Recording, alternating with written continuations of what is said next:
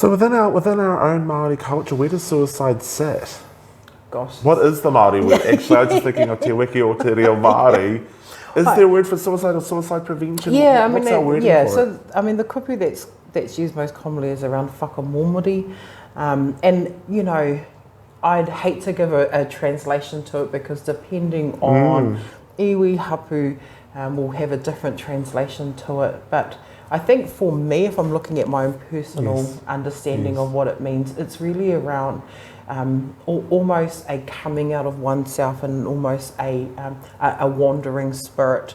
So, can you go a little bit more into that? Yeah. So I think, you know, we work within a tikanga-based framework, and when we are working with whānau that have talked about suicidal thoughts, ideas, behaviours, one of the things that we often find, or we find with most people, is that if we're coming from a space of Māori, I want you to imagine Māori being like an invisible life force that sits within you, and that's protected by a whole lot of different things, but mana being one of those fields that protects where that Māori is sitting.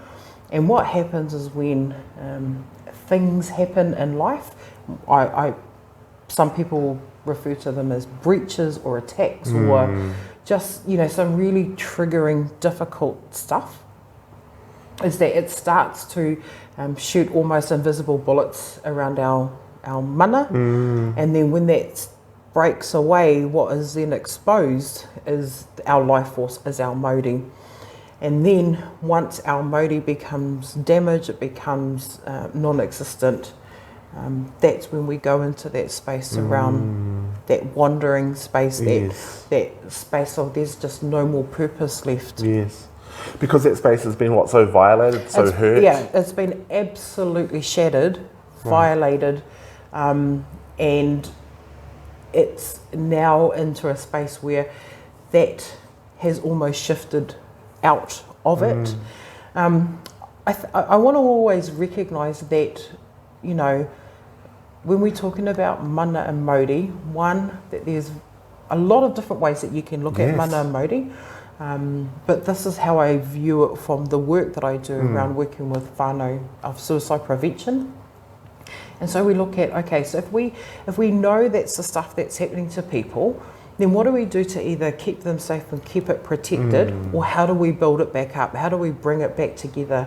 And I think for me is that our Māori can shift and change. So even if it's attacked, even if it's violated, it's not ever going to be the same. It's going to look different. It's going to feel different. But there needs to be some sort of trust that even in that difference, it's going to be right for me. And that's that whole purpose stuff. What is my purpose? Because I know most people assume that there's some kind of like magical pill, and that somehow, or you know, that you can just heal, find a way forward, high five each other.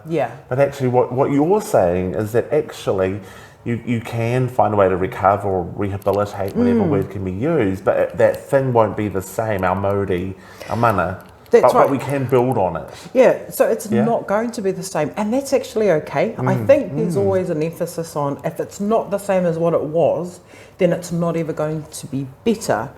But it's about the potential and what could be.